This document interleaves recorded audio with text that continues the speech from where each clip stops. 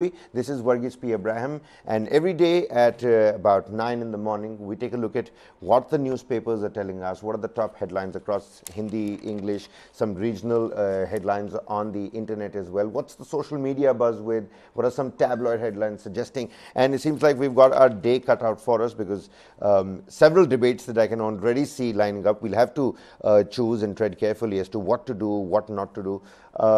Of course, the law panel is seeking views on of the public on the UCC's implementation within 30 days. This after government's affront to the nation remark, particularly. Cyclone Biparjoy is expected to make landfall today. About 74,000 people, Varghese, have been evacuated from the Saurashtra and Kutch coastline, which is already under the red zone of the IMD. On the other hand, take a look at how Tamil Nadu government has reacted to Senthil Balaji's arrest.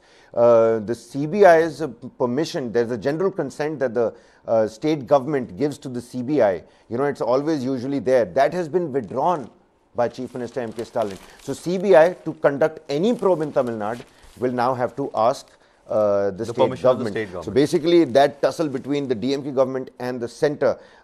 We've got some stories from Delhi. There's some DDA housing that's now let out. I was reading that in Dwarka, a flyover went off. Admissions, most important. Delhi University, freshman year. I was trying to, understand what's really working out here. Why is the smell so different? It's because it is freshman season, and there's nothing like freshman season. Do you remember your college days, Varghese? Yeah, sure. In fact, one of those best days of your life. Well, absolutely. I'm sure you'd want to go back there. But I'll tell you, away from the lighter note, let's, actually begin with Manipur here.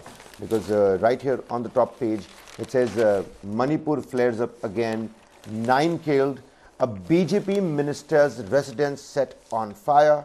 The Indian Express headline says, the challenge, fault lines in the police. We saw the RAF video and, action that is taken after that. State being awash with weapons.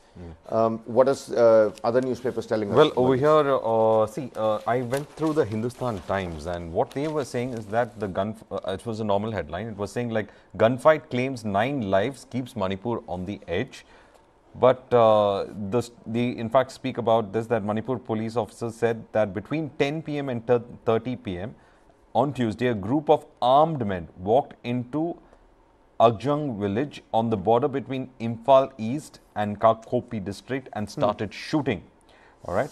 There was firing in the village around 10:30, the timing I've already mentioned, and 9 people were in fact killed and 10 others were injured. All injured have been admitted to the hospital, is what one of the police officers has said. The renewed violence is yet another reminder that despite some easing of tensions, anger and distrust continued to simmer and drive wedges between various communities in the northeastern states. So, as I was telling you, the confidence issue is big. But then look at the difficulties that our armed forces are in fact facing, or the paramilitary forces are facing. Protesters don't let army as well as Assam Rifles men reach affected areas. What they are saying is this: in the hours between 9 people were gunned down in Imphal East village, a violent mob burnt as many as 8 villages along the 17-kilometer route between Kemlong and Govt. I hope I'm pronouncing it right. Forgive me if it is, because if I'm getting it wrong. Now, even as a group of 600 people led by elderly women blocked the road that leads to the area, preventing intervention of security forces and what has become a feature of that violence that has roiled the state for well over a month. So the peace process is certainly crawling over here. I mean, these fault lines on the ground, that you're not letting Assam Rifles, the army personnel, not reach a particular place. I mean, women standing, making that human chain of sorts. How does one even attempt to understand Manipur when Manipur itself, the people over there, aren't really helping the boots on the ground? Well, see, that is what I'm saying. That's a very interesting line they put, that still there is a lot of distrust over there. And of course, there has been distrust. I was telling you also, there needs to be confidence building measures on the ground. But, the peace panel could have been the first step for it. But it looks like since the peace panel is a non-starter right now, so the CBMs are not happening. Is it the delay in the formation of the peace panel? or I mean, the wrong foot in the peace mere panel. composition of You it. need to have CBMs on the ground. You need to, in fact, quell the kind of mistrust that is there. But unfortunately, that is not happening. And now they are. Yesterday also, we had some of the leaders coming in and saying that the law should be imposed first. That is to say that there should be law and order on the ground first. The Hindu has, in fact, said it like this: that retaliatory strike by village guards leaves 9 dead in Manipur. So they've given a different understanding to it. 9 men were killed and 10 injured in this particular village in Imphal East. The men who were part of a raiding mob were likely ambushed by armed village guards between 10 p.m. and 10:30 10 p.m. and 10:30 p.m. in a retaliatory strike is what they are saying. So it looks like some of them had taken up their arms in a defense of that village, and that is how this gun fight that happened led to such a situation. Meanwhile, they have also mentioned that the Central Security Forces and a column of Gurkha regiment has been deployed and were outnumbered by the mob. We couldn't have fired, as many people could have been killed. Now, even to that point where they can't even take action on the ground. This is the kind of situation that they are facing. The army too is not trained to handle civilians. We have been receiving inputs about civilians marching towards villages, but they could not be stopped as they were in large numbers. Some of them, it seemed, were on a suicide mission. So this is really shocking. This is what one of the a source from that area has told the Hindu reporter on this, where it is becoming very difficult on the ground. This is how the Times of India has put it. It says 9 killed and 10 injured in bloodiest day of Manipur ethnic clashes. Victims died in a church building. 5 still missing. Minister's residence set on fire in Imphal. A mob torched the official residence of BJP's Nemchak Chakipgen.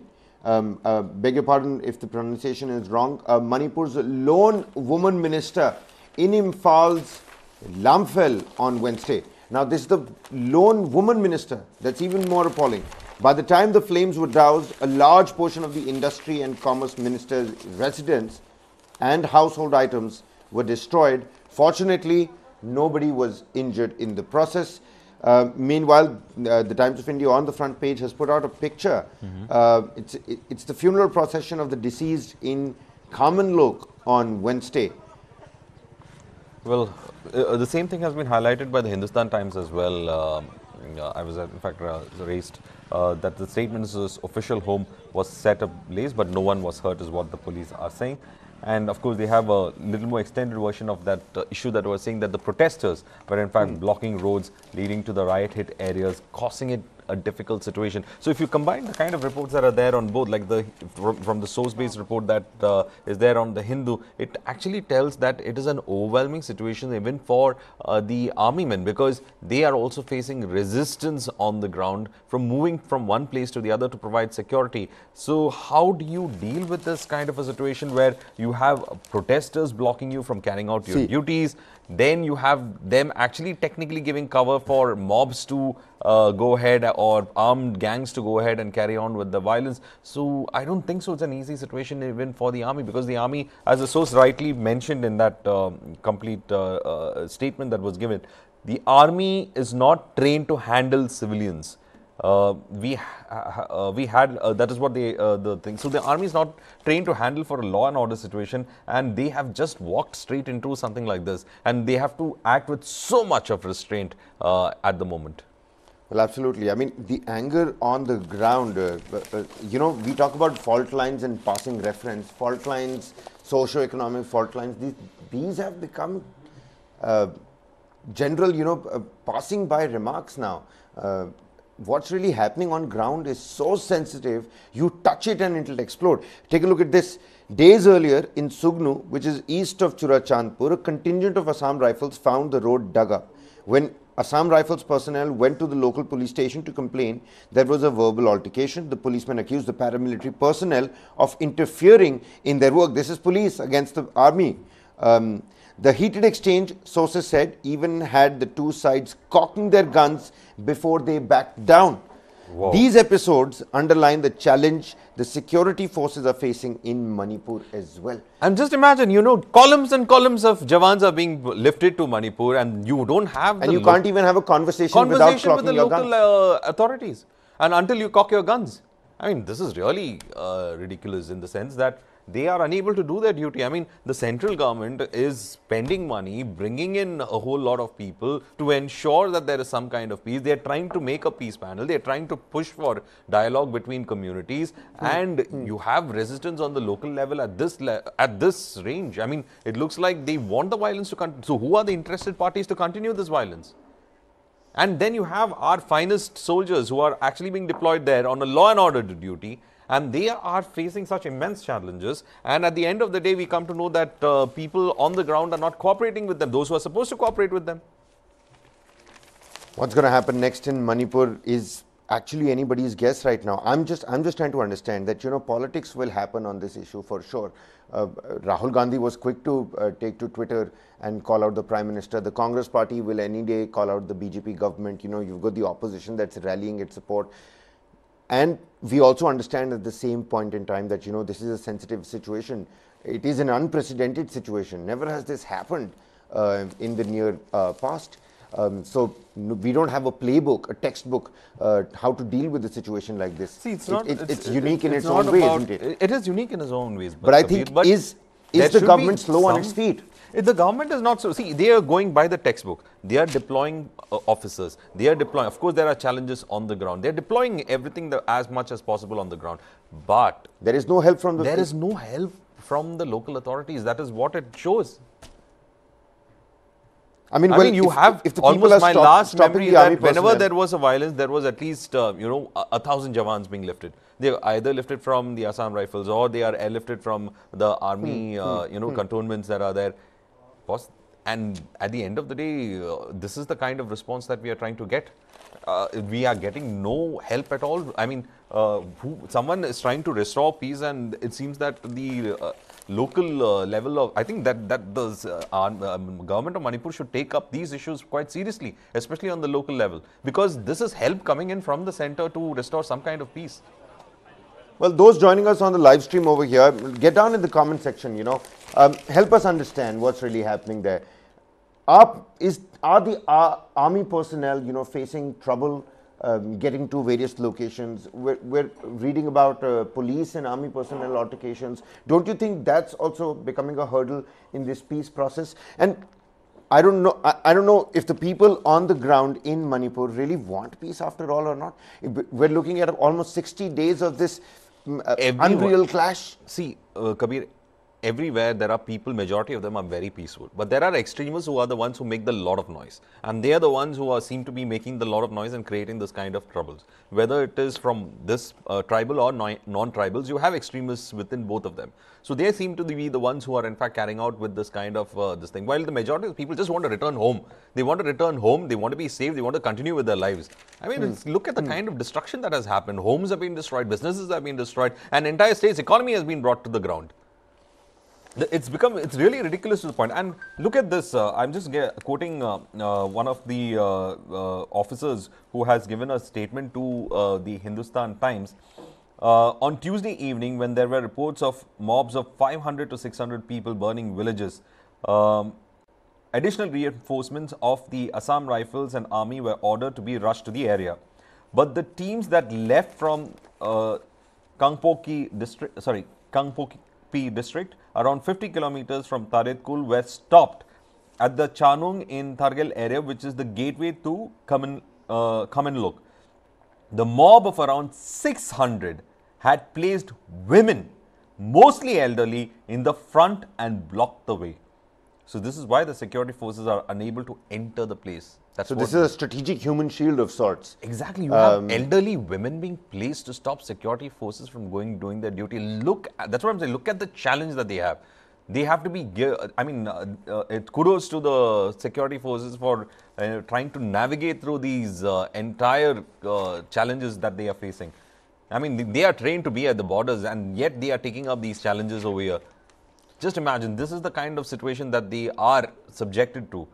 Of course, Bhaskar says, हिंसा में 11 लोगों की मौत उद्योग मंत्री का घर जलाया, highway band. The highway is another trouble point, because the highways are blocked. So the army personnel, especially the Assam Rifles, their trucks really can't pass. So essential ration for all the boots that have been deployed on the ground, and for the people, the relief material. Let's not forget, there are relief camps as well. There are people who don't want any part of the violence over there, but they don't know how to escape the situation, and hence they're stuck in those relief camps. And the only thing they know about it is that the relief camps are the only places that are safe for them. So they cannot move out of the relief camps also. And then supplies to relief camps also could be affected. Though the MHA had given 102 crores has been sanctioned for relief measures at relief camps. They are trying to ensure that supplies, and also they the air emergency services have also been started for anyone who faces an emergency medical situation that is there. So it is very, very too late as of now. And right now, in fact, in our common sessions, if you look at it, many of them are saying that, it says president's rule before it's too late. President's rule is the need of the hour. Several YouTuber journalists have also put out their own independent views. I was taking a look at a few, Hindi, English, both. A lot of people out there saying that president's rule is the way to go. Is the government even mulling the possibility of president's rule? Is it an option at their disposal? How serious of an option is it for the government right now? Varghese, let's be serious. President's rule, we're sitting on almost 40 plus days of these ethnic clashes. 114 people have died so far. Well, if we are continuing with the kind of situation that we are seeing right now, you need to have some sort of an approach where you have the state bureaucracy cooperating. The army should be able to go in and restore some kind of normalcy as fast as possible. Now, if nothing is going to happen, of course, you would be looking for a president's rule, and a lot of people have been saying that. But again, it's being very difficult for them. I'm just reading some of the statements that have come in. Now you have these infrastructure, electricity line being cut, water pipe is also being cut, movement of goods being banned. So you see the kind of difficulties. Essential The username also says exposed and debunked. X and D. Then you have, some of them have in fact said that peace should be there, but the territorial integrity between the hill and the valley should be maintained. That was in fact RACH 123 who has also mentioned that. We should see the kind of situation that the people are in over here at the moment, because there is a huge group of people who are trying to bring in peace in the state, and it seems that there is ground resistance to bringing peace, which is kind of... How does that help? How does that help? Ground resistance in the peace process, which by the way is already crawling. Let's not forget 114 people have already died, and it doesn't matter what side you belong to, it doesn't matter what party you support, what is your political affiliation. Right now, this is a national problem. People should really be concerned about it. I was really glad to see that there was a protest happening in Bengaluru, for peace, towards peace in Manipur. Similarly, several other student bodies have carried out these protests. But I think, there should be more awareness. This is our own nation, and a big part of that nation is right now burning. We can only hope that good sense prevails, and the peace process, which is at the moment crawling, starts moving out. And if president's rule, if at all president's rule is now the way to go, then the government must seriously start pondering about it, because life has completely been thrown out of gear. Essential commodities are skyrocketing. There is complete violence. The state is awash with weapons. The Golden Triangle shadow on that border, the border is porous, the boots on the ground, women and elderly, senior citizens are being used against the army personnel. They're not being allowed to move. There is on-ground resistance. What's going to happen on Manipur? Varghese, right now is anybody's guess. We're going to continue to keep our focus on Manipur. 11 a.m. every day. We bring you experts' opinion. We bring you discussions, both sides of the coin, because it's important for the viewers out there to get a balanced opinion on what is happening. Do stay on and stay tuned for that particular discussion. But also today, very importantly, for the western coast, especially for the coast of Saurashtra and Kutch, and of course Pakistan is going to be fearing this particular cyclone as well, because Biparjoy is going to make landfall today. We've got some very nice satellite images and pictures that the Times of India has put out. It says landfall today, Gujarat braces for very severe cyclone Biparjoy. Cyclone Biparjoy clicked from space by astronaut Sultan Al-Neyadi at the International Space Station. I'll just try and show it to the camera. I don't know if the small picture is going to do justice to it, but take a look at that. That right there, the white portion that you see over there, that's cyclone Biparjoy that you can see. Landfall expected today. That the big cloud that you see is cyclone Biparjoy. Well, it's likely to cross Saurashtra, Kutch and adjoining Pakistan coast between Mandavi, which is in Gujarat, and Karachi, which is in Pakistan, near Jakhau port, which is in Kutch, by today evening, as a very severe cyclonic storm with maximum sustained winds of 120 to 130 kmph and gusting up to 145 kilometers per hour. I'm scared to drive my car above 70 kilometers per hour, I'll tell you what, Varghese. Waves up to 3 to 6 meters high, and we've seen people enjoying you know, the Marine Drive in Mumbai, the Gateway of India, exactly those visuals that you can see on your screens. These are live shots that you can see. The sea is already rough, acting rough. It's going to make landfall today evening. We're sitting at about what, 9:25 a.m. right now. What's going to happen? 74,000 people that have been evacuated from their Varghese. This is the Marine Drive that you can see, portion of it. Even the Gateway of India, and the waves, you know, high tide waves, high waves that were lashing that particular coast. It was beautiful to see. There is a little bit of excitement also. People from Uttarakhand that were in Dwarka, I was listening to the reactions. You know, they were really excited to see the sea acting up, but you don't take any pangas essentially with Mother Nature. Yeah, that's true, and almost it's being said that over 70,000 people have to be taken to safety, and they've been evacuated from many places. You have the Hindu also reporting on it, and as you pointed out, well, a very severe cyclonic storm with wind speeds of ranging between 125 to 135 kilometers, gusting to 145 kilometers from morning till evening on Thursday. So this is the kind of wind speed that you're going to look at when it comes to Biparjoy, and several teams of SDRF, NDRF as well as the army have again a good place where the army has also stepped in, have been deployed in these areas to in fact ensure that whatever emergencies are there or whatever challenges that are going to be there, they are going to some 20 teams of NDRF, some 18-19 teams of the SDRF. They've already been on the ground. The army has been really supporting, you know, from ration to essential supplies to cooking gas, cooking oil. All of these essentials were already transported. You know, the Prime Minister was really prompt. He took that particular review meeting. He took stock of the preparedness of the state of Gujarat, and it seems like the disaster management is on point. Well, you have braced yourself, you have prepared yourself, and I think this is something that everyone is now waiting to see as to how it is going to develop. It is going to be between the borders of India and Pakistan where this landfall is going to take place, and the sea has been rough. It's been rough. The wind speed has also picked up. Saurashtra is the place where everyone's concentrating right now.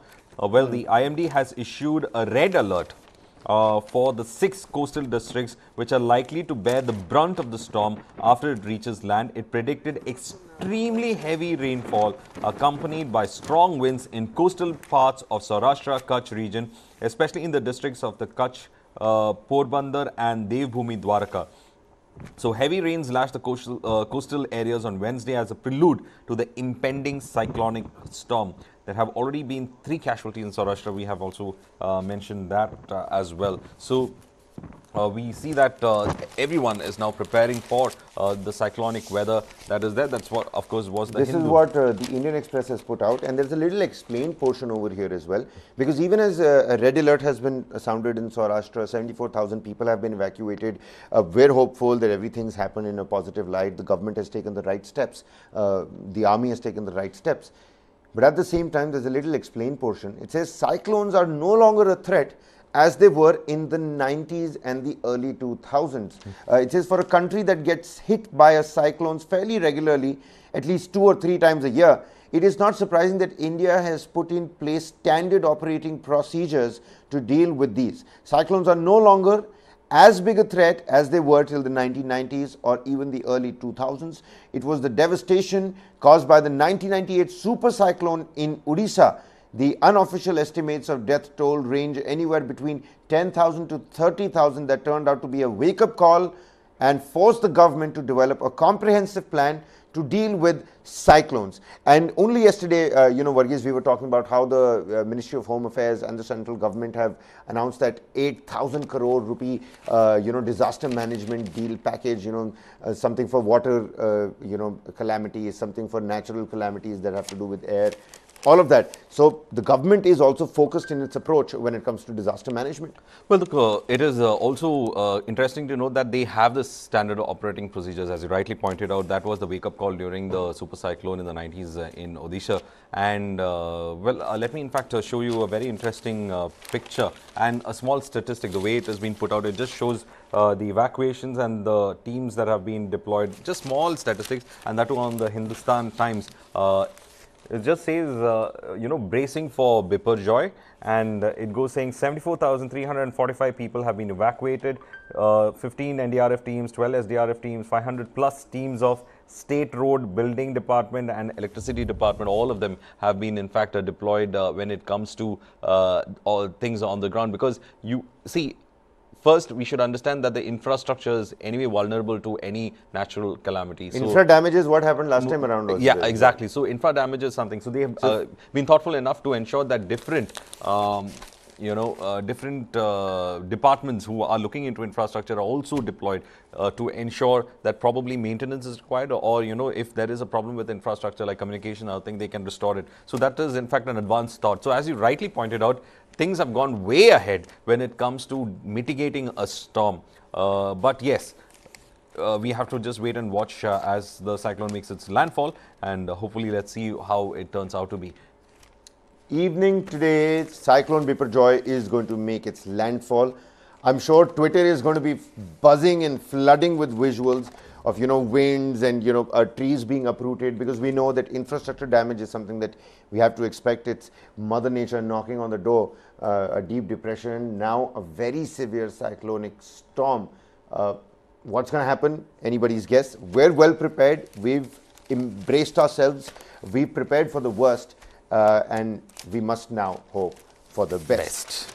On the front page also, ladies and gentlemen, some other news that's doing the rounds is, of course, of, where was I reading that? Was it in the Indian Express?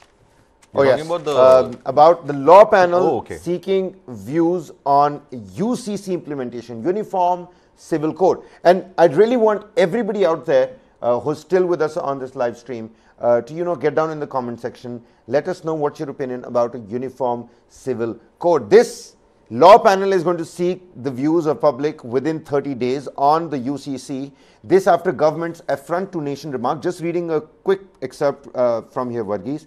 8 months after the centre told the Supreme Court that the Constitution obligated the state to have a uniform civil code for its citizens, and said that people of different religions and denominations following different property and matrimonial laws was an affront to the nation's unity, the 22nd Law Commission of India on Wednesday sought the views of the public and religious organizations on the matter. It has sought the views within 30 days. What's your view on this, Varghese? See, we have been, a lot of our laws have been on personal, especially the personal laws have been based on some of the religious findings, and you have a different personal laws for each community: inheritance, marriage, adoption. I mean, several categories of your personal lives used to come in under those laws. Now, the question is that the push for a UCC has always been there for a common law. And we have been, in fact, looking at the push for that also. And the Law Commission, as you rightly pointed out, has been, it has been almost, I think, years together trying to understand whether we require a UCC or not. And then you had recently that the government saying that the constitution, in fact, mandates for the citizens of this country to have a UCC. Now, there are fears about the UCC and there are also positives about the UCC. Does the fears, of course, remain that some personal laws could be overridden with the new set of laws that would come in that might not technically define within the ambit of your religious beliefs. Right. That is something that is worrying a lot of people. You know, it could be across religions. I'm not saying it could be, the Hindus also could be worried about certain aspects of the laws. Muslims also could be worried about certain aspects of the law. Christians also could be worried about certain aspects of those we get the point. Yeah. So now when this law is being enacted, the question is, what would be the ground frame for you to ensure that these laws don't reflect upon other, being incorporated from other religions as well? So you need to have a common law system that would reflect about what is probably there in other countries, which is kind of secular and away from the religious laws that we have relied on for personal matters. Interestingly enough, there is one state in our country that has got UCC, Goa.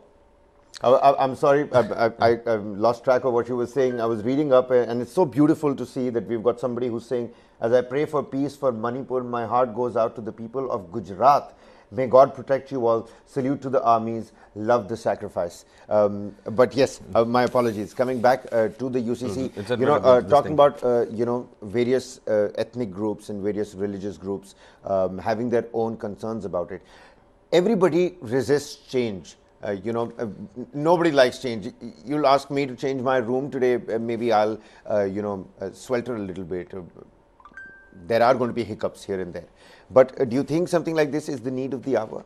Well, it is the need of the hour when it comes to our country, which has already progressed almost 70. We are going to, go into Amrit Kal. And it is time that we think on those lines, because there should be a basic law system when it comes to personal laws across the place. For example, it's like this. If we go by religious laws, then the kind of judgments on inheritance or marriage on this thing, it will be totally different when it comes to the people who are approaching the court on those matters. So technically speaking, justice will look very different when it comes to the communities. For example, from your religious side, if you go to court on a personal law, and the kind of justice that will be delivered might not look to be justice when it is being delivered to a person who's coming from a different religion based on his laws. So there is this kind of issues that have cropped in as to there is varied kind of justice that is being set when it comes to this. Let me bring one more thing over there. The question about, when it comes to the Christian inheritance law, long time back, we had, a woman from Kerala approaching the Supreme Court on this, on getting equal share when it comes to the ancestral property, that is the father's property. That was not there in the Christian law. She had to fight it out, and she had to, in fact, ensure that is brought in through the Supreme Court, a change in that particular law. So if you go by that, a lot of people would feel being shortchanged when it comes to certain aspects of inheritance, certain aspects of adoption, certain aspects of, paying of alimony also when it comes to divorce. So all those issues are something that will be looked into it. However, I think that there is another issue that is emerging. What is the issue that is emerging over here is this, Kabir, that each state is saying that they will have their own civil code.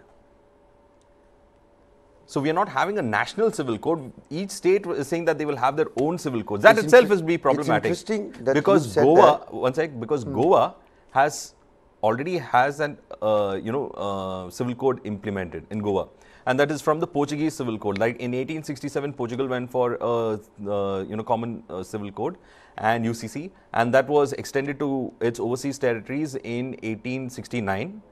And a lot of those laws are considered as common laws, and citizens' personal laws have been taken care of in that particular. For and it's in example, place. you know, every year this particular colony is going to be painted in different colors. I remember this particular rule as part of that particular law. I agree with you. Interesting piece of trivia only via Varghese P. Abraham over there. It's interesting that you pointed out that, you know, states have their own sort of little civil codes Because going. Uttarakhand is saying that they will have this thing. Yeah, precisely. Uttarakhand has come out heavily in support of the UCC. Since, again, somebody on our chat is saying, I'm not supporting the UCC. We have our own unique culture and traditions. We uphold it and the Constitution upholds it. I'll also read it out when it comes to the complications of this, okay? So I was saying that if you have a UCC for each state, I mean, the number of states that we are going to have are 28 UCCs. But then in Uttarakhand, there's a suggestion that has come, and it's the first paragraph in that article on that civil code in Uttarakhand.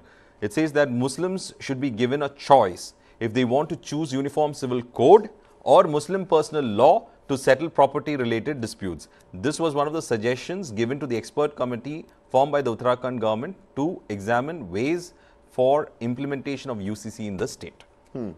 So I'm just saying, this is also one of the, you know, ways in which some kind of compromise can be struck, because we've been following it's a British inheritance, and the British have created those codes also. So after independence, we have not touched those codes. They used to call it as the Mohammedan law, the Christian law, the Neither Hindu have law. we touched a lot of other laws and acts, Varghese. Yeah, I mean, yes, you have. It's like this computer that has been coded over and over and over again. But it's And time you know, that we move. people out there say that, you know, you've inaugurated the Kartavya Path. The government is focusing on shedding its colonial past. Why not do away with the acts against, you know, sedition, the acts, all of those draconian colonial era laws that, you know, people talk about every now and then. And I'm saying, you know, shedding colonial past is a never-ending process. We're always constantly going to be shedding our colonial past. And Kabir, I'm taking from the Hindustan Times. Almost 4 years after the Law Commission of India came out with a consultation paper stating that a uniform civil code was neither necessary nor desirable at this stage, the Commission on Wednesday set about to examine the issue afresh as it solicited views and suggestions on UCC from public and recognized religious organizations. So 4 years ago, there was a paper that in fact did not say that you require a UCC, and it did not say that it was the need of the hour. But 4 years after that, this is again a fresh consultation that has come when it comes to the Uniform Civil Code.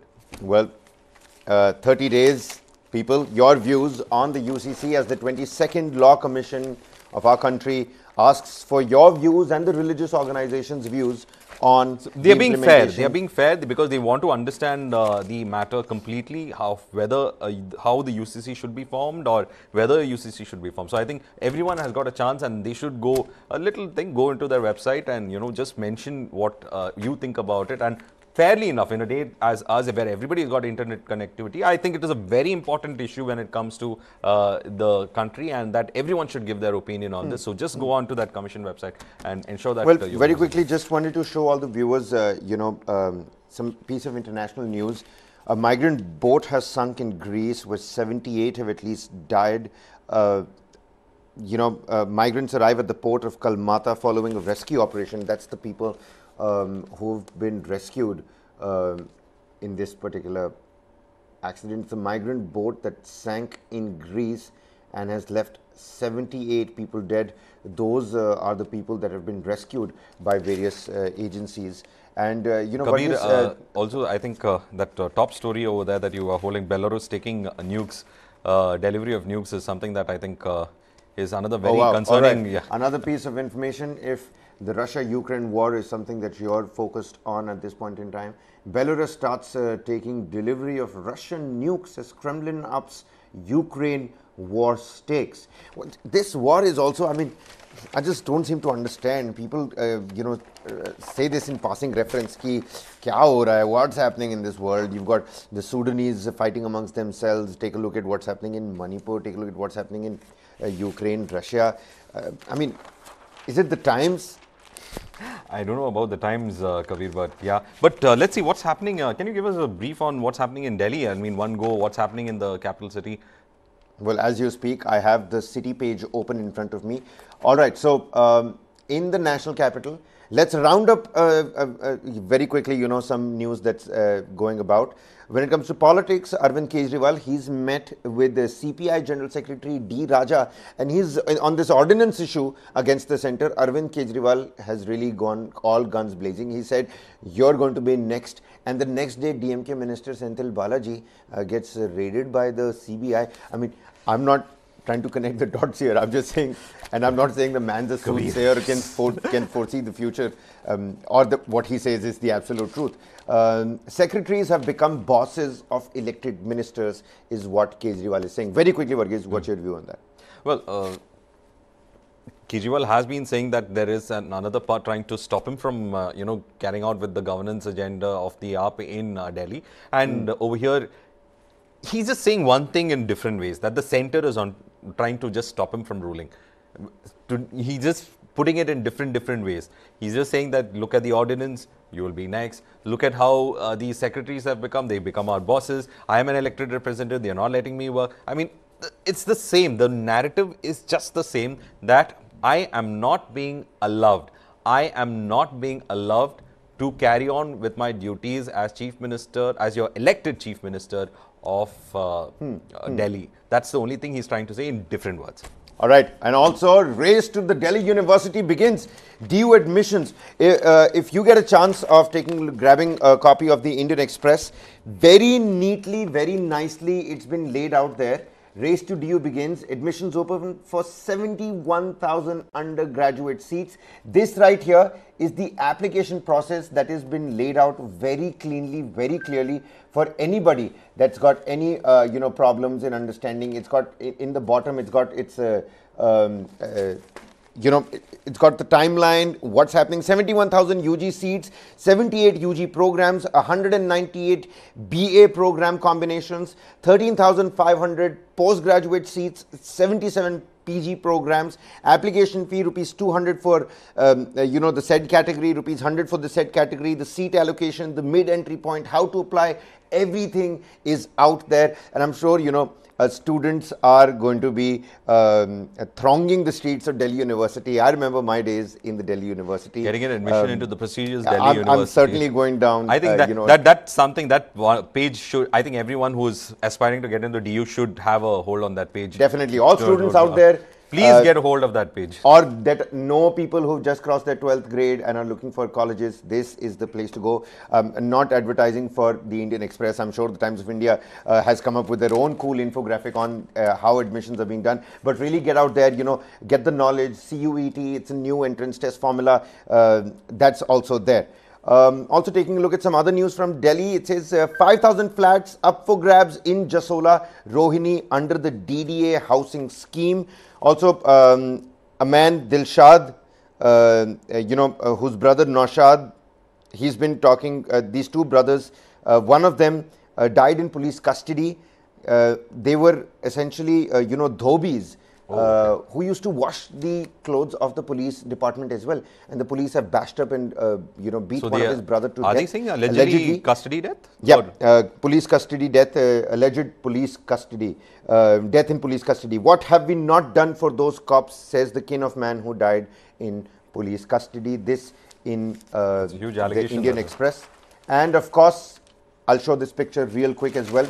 For those traveling the Dwarka route, a worker got crushed in collapse at under construction flyover. That's the picture of the flyover over there. Take a look at that. That's the picture. This is in Dwarka. The entire portion of the flyover, Varghese, just completely fell. This, ladies and gentlemen, is happening in Delhi. But, touching on that Arvind Kejriwal bit, Senthil Balaji, he got arrested yesterday, and look at how Chief Minister M.K. Stalin has postured themselves.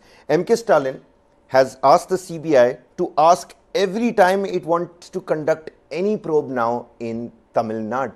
That general consent that the central body has been taken away. Take a look at what's happening in Tamil Nadu. DMK, AIA, DMK tussle, AIA, DMK versus BJP tussle. This heavy fight against corruption by the centre. Stalin taking a stand against the center, opposition alliance. So much is happening. There's so many layers to this. How are you reading into this new move by M.K. Stalin? See, it is essentially what the TMC also had done in West Bengal, where they decided to ensure that they remove the consent given to the CBI to operate within the state without, without informing the state police. They cannot make an entry. Same thing that probably anticipating something like that. We have Stalin, in fact, going ahead and withdrawing consent. Now, this is several issues on this. One is because CBI is a law enforcement agency and it is a premier investigation agency, and when you say that a state is withdrawing consent, it is the trust on this premier institution that is in fact being questioned also on one side, and at the same time it's politics that is being played on that premier institution as well. That is on one side that is happening. But Stalin is looking to be ready for the long haul. It's going to be a long pitch. You know, in the World War, people used to make ditches and, be inside. So he's just... The trenches. Trenches, yes. So the bunkers. Yeah, the bunkers and the trenches. It just looked like Stalin is getting ready with his trenches and bunkers, and he's saying that I am ready for the fight. I'm saying, yeah, exactly. I'm saying, what if all the opposition leaders take this up as a blueprint and they dig their own bunkers and trenches? Could this become a rallying point for the opposition again? See, Kejriwal says through the ordinance, you're next. Then Vijay you have Mamata Banerjee, they have in the past come out against the federalism. Yes, and this also the they have made federalism. it. Yeah, so this also they have made it an issue of federalism. Stalin, as a point, you see, the secretariat of there was raid in the secretariat as well, or that is what is being claimed. So he says that what was the message of you trying to coming to the secretariat? The secretariat of the Tamil Nadu government is in Fort St. George. It has been, the power center of the state government there. He's saying that it is an affront on our state autonomy. What is the message that you're trying to say? That our secretariat also can be raided? So there is a huge question on federalism. So he's making it into an issue of federalism. He's making it into an issue of federalism. And he's making it an issue because the central government, it seems, is trying to get a message across to M.K. Stalin.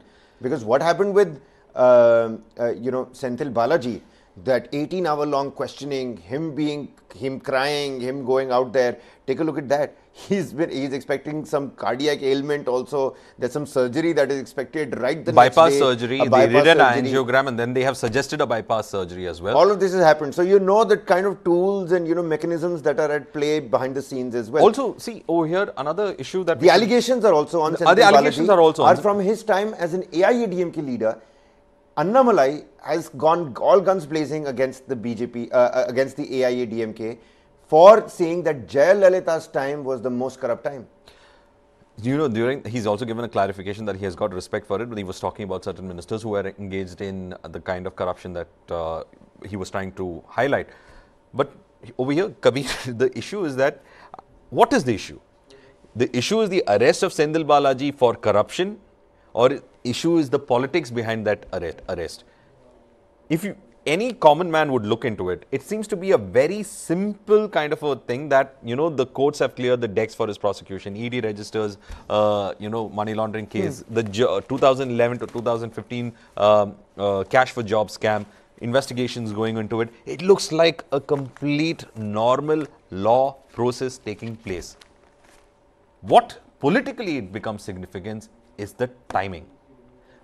What is the timing that has been deployed for this? And this person from Karur, Senthil Balaji from Karur, has been credited for the wipeout of AIADMK and the possible chances of BJP in Western Tamil Nadu. That is why the DMK ministers, you saw them, 15 of them yesterday rushed to meet him. Many of them said that it is a humanitarian issue as well. Yes, so Senthil Balaji is very important for the DMK in Coimbatore area, in Karur, in Western Tamil Nadu. Absolutely. He has a huge clout. And yesterday, Ma Subramaniam, the health minister of Tamil Nadu, said that it is a grouse. Now, this is another layered angle to it. There's a grouse with Annamalai, that Annamalai thinks that he is responsible for Annamalai losing in the assembly elections when he stood from Western Tamil Nadu. It's ahead of 2024. It's, anybody's guess right now who's doing what for what purpose, but we know it's pure politics. It's ahead of 2024 elections. Who's going to win? Who's going to come up on top? This brinkmanship is going to continue, and what else is going to continue is our, undivided attention and focus on all the stories that matter, that are interesting, that you must know and keep you and leave you informed. Many thanks to all the people that have joined us in the comment section, in the chat box, to help us understand your point of view as well. It's important that you help us, break these newsroom walls and you let yourself in, because we're welcoming you as well. That's all the time we have for you in this morning editorial meet. That's me, Kabir Naqvi. That's Varghese Ibrahim. Always a pleasure speaking to you. This is us signing off, but stay tuned to News 9 for all the latest throughout the day.